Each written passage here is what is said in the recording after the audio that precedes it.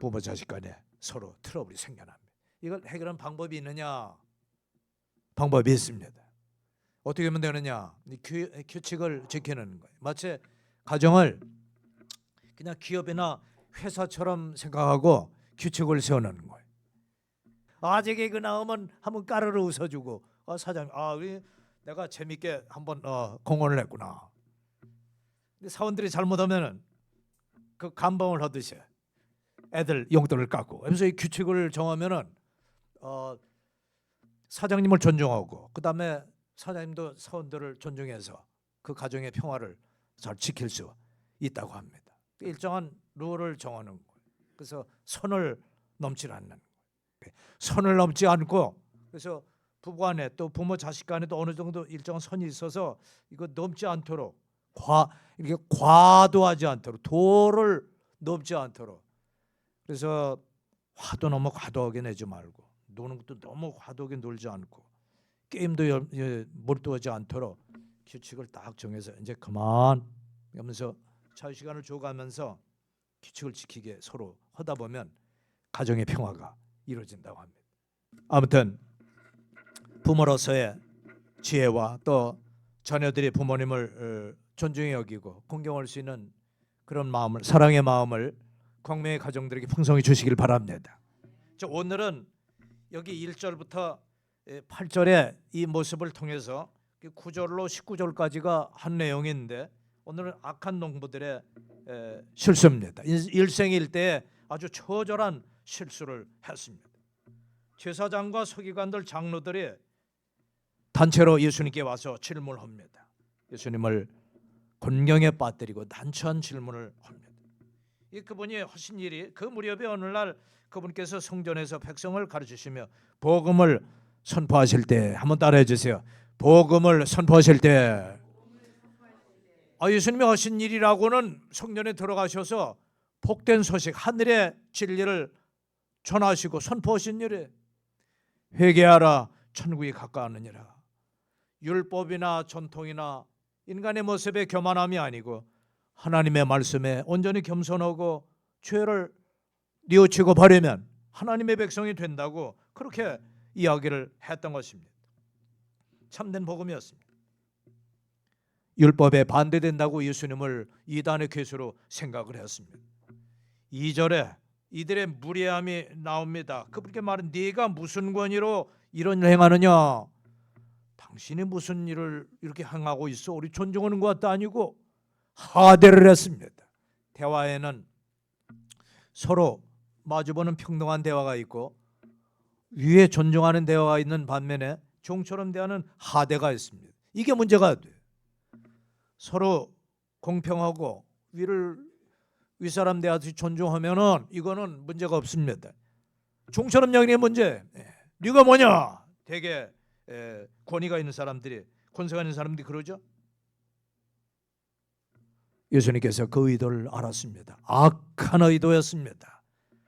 여기 백성들의 본이 되어야 될 대제사장, 서기관들, 장로들은 말씀을 잘 아는 어른들입니다.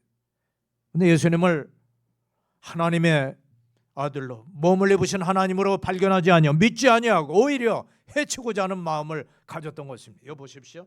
자, 19장 47절에 그분께서 날마다 성전에서 가르치시거늘 수제사장들과 서기관들과 백성 우두머리들은 그분을 죽이려고 꾀하고, 악한 의도였습니다. 모함이나 음해가 아니고 결국 주님의 목숨을 끊으려고는 살인의 행위, 이건 아주 참으로 사악한 짓입니다. 48절 온 백성이 그분의 말씀에, 한번 따라해 주세요. 온 백성이 그분의 말씀에 열심히 주의를 기울이므로 손을 댈 수가 없었던 것입니다. 여기 보니까 마귀도 우리가 하나님 말씀에 열심히 기울이고 이 말씀을 마음속에 담고 읽으면 마귀도 우리에게 시험거리를 줄 수가 없을 줄로 믿습니다. 어쩔 수가 없어요. 그래서 그들이 눈을 초롱초롱 뜨고 그분의 말씀에 귀를 기울이니 손을 댈 수가 없었던 것입니다. 마귀도 역시 그러합니다. 예수님께서 그들의 의도를 알고 대답을 오지 아니하시고 오히려 질문을 하셨습니다. 3절에 그분이 그들에게 응답하여 이르시되 나도 너에게 한 가지를 묻겠노니 내게 대답하라. 요한의 침례가 하늘로부터 왔느냐 사람에게서 왔느냐? 여러분 어떻게 생각하세요? 그들이 수근수근대기 시작하고 서로 의논을 하기 시작했습니다. 우리가 만약에 사람에게서 났다면 침례요한의 이 하나님이 보내신 걸 부정한 하늘의 권세를 부정한 것이요. 하늘에게서 왔다 그러면 왜 침례요한이 목이 잘려 참수당하게 믿지 않고 내주느냐? 하늘로부터 보낸 선지자였으면 그를 마땅히 따르고 존중히 여기고 참수당하지 않도록 감싸줘야 되는데 왜 방치했느냐? 침례요한은 이 얼마나 광야에서 외치는 자의 소리로 모든 죄악을 그대로 지적하고 드러내고 사악한 마음을 회개하라고 얘기를 했기 때문입니다. 그때 이 사람들은 얘기합니다. 제사장, 서기관, 장로들이 7절에 그것이 어디서 왔는지 자기들이 말할 수 없노라. 우린 말할 수 없다. 말할 수 없다고 했습니다. 말할 수 없다니 이 태도가 얼마나 애매하고 불분명해. 하나님보다 사람을 더 두려워했습니다. 사람들의 눈과 저들의 입과 만약에 침례요한이 사람에게 났다 그러면 돌 맞을 것 같고요. 하나님이 보냈다. 그럼 왜 그를 죽게 방치하느냐? 말씀을 잘 알고 종교 지도자인 너희가 왜 침례요한을 보호하지 못하느냐? 그런 비난을 들을까 봐 두려워 말할 수 없느라 알면서도 말을 못했어요. 그러므로 우리는 하나님 앞에 신앙의 태도가 이해할 것은 이해하고 아니할 것은 아니해야 되는 줄로 여러분 믿으시기 바랍니다. 그래서 여기 마태복음 5장 30절에 글쎄요는 안 된다. 오직 너희의 대화는 하나님 앞에서 이해할 것은 이해하고 아니할 것은 아니라 하라. 무슨 이것들 이상의 것은 악에서 나느니라. 이걸 벗어나면은 너희 마음에 악한 의도가 욕심이 그 마음속에 있는 것이니라. 그렇게 얘기를 했어요. 오늘 대제사장, 서기관, 바리새인들 사내들인 공회 회원이고 백성들에게 군림하면서 모든 권세와 특권은 다 누렸던 것입니다. 로마 정부에 아부하며 지난날의 전통과 그들의 가문을 쭉 이어오면서 권세는 다 누렸어요.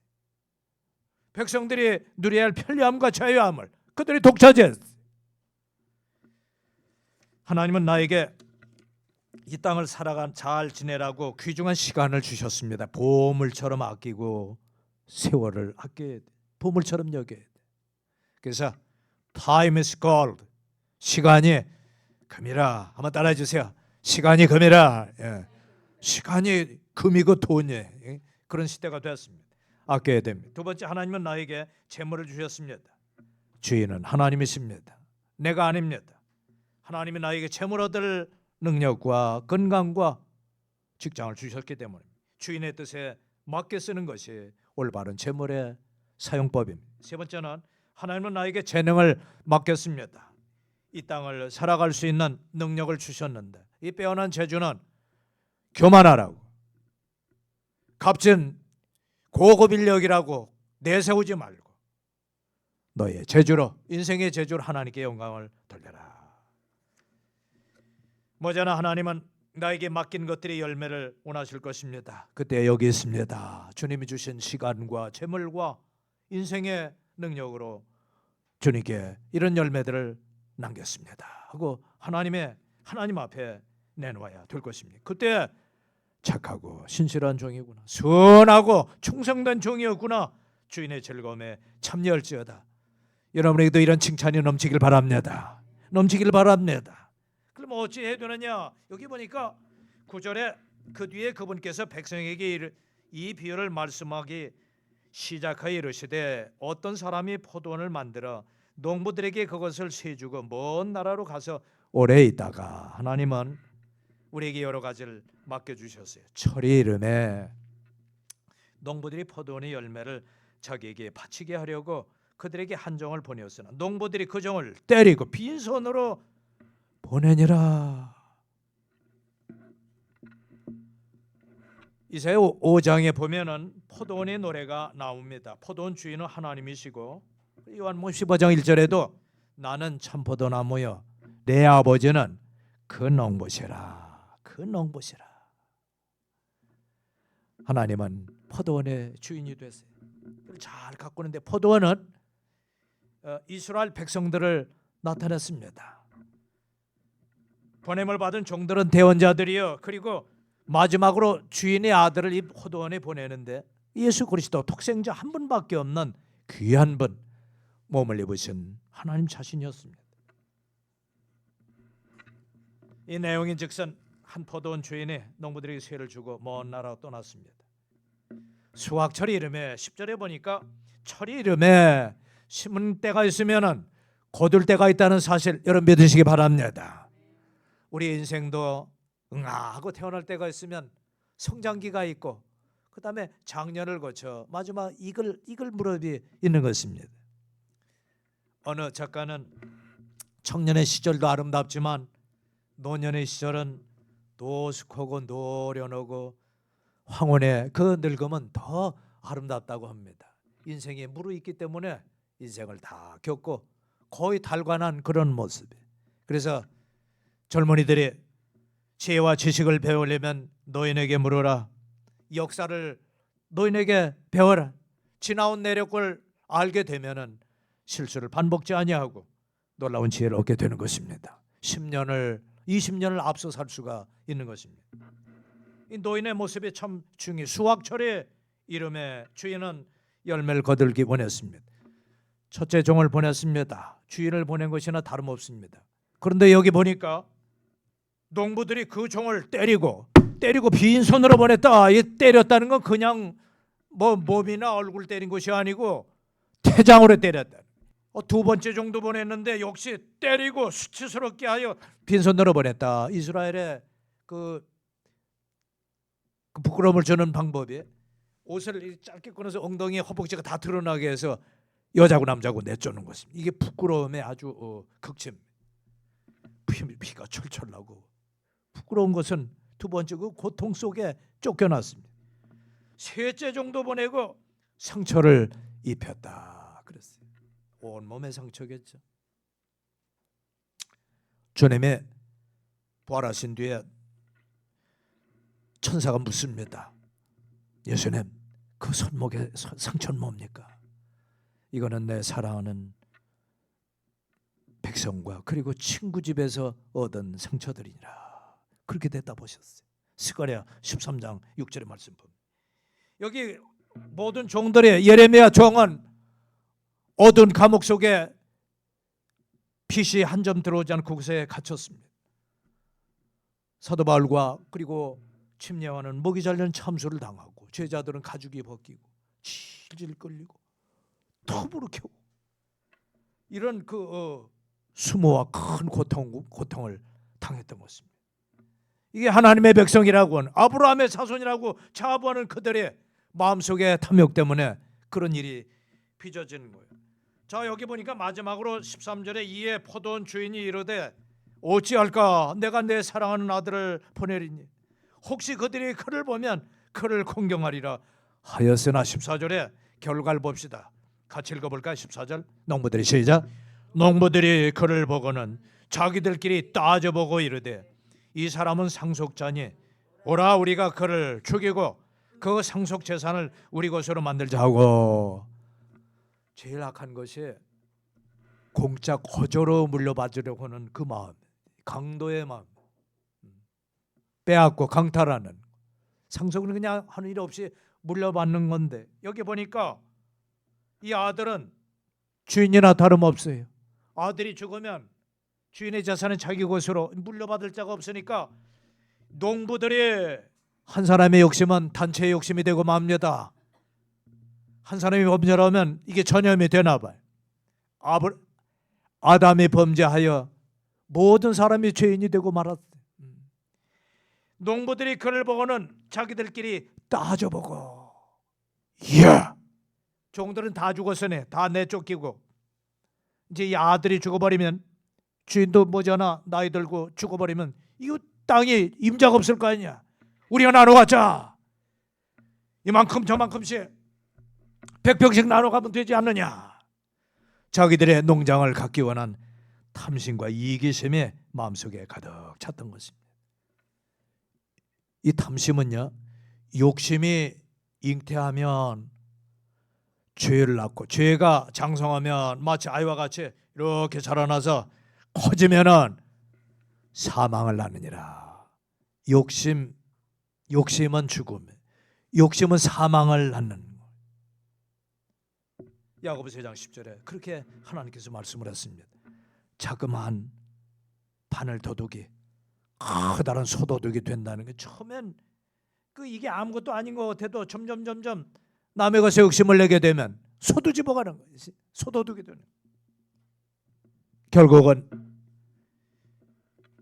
15절에 이에 그를 포도원 밖으로 내던지고 죽였느니라. 이 얼마나 사악하니라. 영문 밖에 그를 그냥 고통 없이 죽이는 게 아니고 이 성문 밖으로 내어 던졌던 것입니다. 은혜를 베풀고 돌보아주고 살게 하고 헌 그 주인의 은혜를 원수로 갚았던 것입니다. 16절 주인이 오십니다. 마음속에 원한을 품고 오십니다. 그들이 향한 대로 갚아야 될 일입니다. 심판의 모습으로. 16절 그가 와서 이 농부들을 멸하고, 한번 따라해주세요. 그가 와서 그가 올 것입니다. 처음에 오신 예수님 어린 양처럼 온순히 오셨지만 죽었지만, 그러나 다시 오신 예수님 만왕의 왕으로 만주의 주로 절정의 권세를 가지고 사자와 같이 이 땅에 오셔서 사람들을 심판하시는데, 농부들을 멸하고 포도원을 타는 사람이 주리라. 진노의 포도즙으로 그들을 내치게 될 것입니다. 이 땅의 주인 되신 하나님은 참고 참으시는 인내 하나님이세요. 첫 번째도 두 번째도 동양의 풍습은 3세번까지 보내. 세 번째도 듣지 아니하면 그 다음에는 심판이 가해집니다. 여러분도 가정에서 자녀들에게 몇 번의 기회를 주십니까? 너 하지 마. 하지 말래도 안 돼. 그 다음엔 이게 또 그냥 엉덩이를 치고 처달하며 채찍질을 가하는 것입니다. 진멸의 심판이 나옵니다. 그가 와서 이 농부들을 멸하고, 다른 복음서는 진멸이라 다할진, 멸망을 끝까지 아주 멸망시키는. 어떻게 멸망시키느냐. 18절에 누구든지 이 돌 위에 떨어지는 자는 부서지겠고, 누구든지 그 돌이 떨어지면 그를 갈아서 가루로 만들리라 하시니라. 가루로 만들리라 하시니라. 심판의 돌과 같이 반석되신 주님의 그 위에 떨어지면 가루 되고, 아무튼 그를 가루로 만들어서 없애버리겠다. 그렇게 말씀을 하셨던 것입니다. 이스라엘 백성 그 나라를 심판하실 때 로마가 점령하자 성전이 불이 탔습니다. 그렇게 성전 안에 그 발라놨던 금들이 녹아 내렸습니다. 어떻게 돼서 돌 틈으로 들어갔습니다. 로마 군병들이 돌들을 다 들쳐냈어요. 금을 캐기 위해서. 그래서 위에고 기둥이고 다 무너져서 돌 위에 돌 하나 남지 아니하고 성전에 쇠파들이라. 돌 틈에 들어가는 거 그냥 부셔서 그 금을 꺼내내고, 아무튼 아주 쇠파되고 진멸되는 그런 모습을 가졌습니다. 백성의 심판은 나라의 심판으로 전쟁이 나고 말았던 것입니다. 그들이 하나님의 아들 몸을 입고 오신 그 주님을 발견하지 못했던 것은 마음속에 욕심이요 탐심이었던 것입니다. 탐심은 하나님을 못 보게 하고 진리를 외면하게 하고, 하나님은 저 뒤로 물러가고, 우상숭배같이 탐심은 우상숭배니라. 마음속에 재물에 대한 욕심과 권세와 자만심과 이 교만한 그런 모든 것, 우쭐하는 것, 남보다 뛰어나다는 것, 시기심과 질투심, 이런 마음속의 욕심들은 자기를 애지중지 여기는 우상숭배와 같아. 자기를 사랑하는 모습. 이 마지막 때에 사람들이 돈을 사랑하고 자기를 사랑하고 이 세상의 것들을 사랑한다고 이야기를 했습니다. 말세에 징조드립니다. 그가 올 것입니다. 와서 마치 피와 같은 진노의 포도즙에 악한 농부들을 내어 던질 것입니다. 마태복음 5장 30절에 내 온몸이 지옥에 던져지지 않는 것이 내게 유익이니라. 유황불의 심판이 내려질 터이니 너희는 조심하라. 이 탐심을 마음속에서 물리쳐라. 간혹 가다가 쇼윈도 옷을 진열하는 그 모습을 보고 자매님들은 야, 저 옷 정말 예쁜데 가서 물어볼까? 옛날엔 그 앞에서 서성이는 자매들이 참 많습니다. 백화점에 그 옷들이 진열된 것, 멋진 백들, 남자들의 멋진 양복들, 구두, 자동차, 그 마음속의 욕심들이 얼마나 많은지. 나도 그 비트코인 한 개만 가져서도 몇 천만 원인데 그게 어딘데, 그게 값이 그냥 쭉 올라가면 2배 3배. 진작 나도 거기에 투자할 걸. 욕심 때문에 남들이 1,000만을 벌었느니 5천만을 벌었니, 그러니까 자기 있는 돈 그냥 다 끌어다가 빚까지도 해서 투자해버리면은 그만 이게 값이 뚝 떨어져 버리는. 아이고 망했다. 욕심 때문에 이런 일들을 당하는. 하나님께서 우리에게 베푸신 사랑과 기회와 모든 은혜들은 언젠가 끝이 나고 이제 곧 심판의 때가 올 것입니다. 예수님이 정하신 때가 다시 올 것입니다. 심을 때가 있으면 주님이 거두시고 요구할 때가 있습니다. 예수님의 재림은 온 성도들의 소망인 것을 믿으시기 바랍니다. 그는 다시 오실 것입니다. 틀림없이 오셔서 우리의 몸으로 행한 대로 갚으시고 상급을 내려 주실 것입니다. 선한 일을 행한 자에겐 선한 축복으로, 악을 행한 그에겐 그의 악행에 따라 몸으로 벌을 받게 주실 것입니다. 지금은 자다가 깰 때요, 열심을 품고 정신을 차리고 믿음의 주에 온전케 하신 주님만 바라보고 이 땅을 살아가야 할 때인 것입니다. 한눈을 팔 때가 아닌 것입니다. 주님은 반드시 오십니다. 첫 재림은 공중의 재림이고 두 번째 재림은 이 땅에 내려오시는 지상의 재림인데 그때 우리 모두가 같이 내려오게 될 것입니다. 공중에 올라갔다가 이 땅에 내려오는 예언이 마태복음 그 전에가 신학인 말라기입니다. 말라기 바로 앞에가 스가랴서입니다. 스가랴서 14장을 다 같이 보면, 다 같이 스가랴 14장 4절 말씀. 4절. 그날에 그의 발이 예루살렘 앞 동쪽에 있는 올리브산 위에 설 것이요, 우리말로 감람산이라. 올리브산이 이제 좌우로 이제 갈라지. 5절에 또 너희가 그 산들의 골짜기로 도망. 이는 산들의 골짜기가 아사렛까지 이를 것이기 때문이라. 참으로 너희가 도망하되 유다 왕 우시아 시대에 치진 앞에서 피하여 도망하는 것이 하리라. 또 내 하나님께서 임하실 것이요 모든 성도가 너와 함께 말이라. 하나님의 만왕행으로 심판하러 오시는데 감람산이 동서로 쫙 갈라지게 될 것인데 저와 여러분이 하나님과 함께 그 자리에 좌정하게 될 것입니다. 우린 도망할 필요가 없어요. 이미 공중에 올라갔다 내려가기 때문에 변화된 모습으로 만왕의 왕 되신 그분 앞에 우리가 함께 앉게 될 것입니다. 9절에 또 주께서 온 땅을 다스리는 왕이 되시리니 그날에는 한 주만 계시며 그분의 이름도 하나만 있으리라. 왕으로 오실 이 땅에 주님의 모습인 것입니다. 스가랴 13장 6절에 보면 1144쪽에 13장 6절에 또 사람이 그들에게 이르기를 네 두 손에 있는 상처들은 무엇이냐 하면 그가 대답하기를 그것들은 내가 내 친구들 집에서 입은 상처들이라 하리라. 우리 주님은 환영받고 선대받으며 존귀의 영광을 열매로 거두셔야 할 그분이, 이스라엘 백성들은 저 영문 밖에 골고다 언덕 그곳에 강도들과 같이 그가 좌우편에 강도들이 있고 가운데 서셔서 팻말은 만왕의 왕이고 유대인의 왕으로 해놓았지만은 종으로 가장 큰 죄수의 취급으로 죽음을 당하게 했습니다. 그것은 바로 저와 여러분의 죄짐을 짊어졌기 때문입니다. 우린 욕심 때문에 그분을 내어버렸습니다. 우리 마음대로 행하고 마음의 욕심대로 강탈하는 강도를 내주고 예수님을 죽음에 내어 드렸던 것입니다. 친구와 동족에게서 받은 상처니라. 우리에게 주신 시간과 인생의 재능과 이 좋은 특권과 하나님의 은혜들을 주님의 영광을 위해 쓰십시다.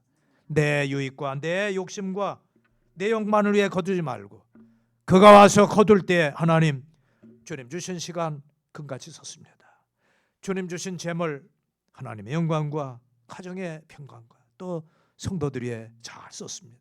주님이 나에게 주신 인생의 모든 능력과 이 재주들을 주님의 이름을 빛내는 데 사용을 했습니다.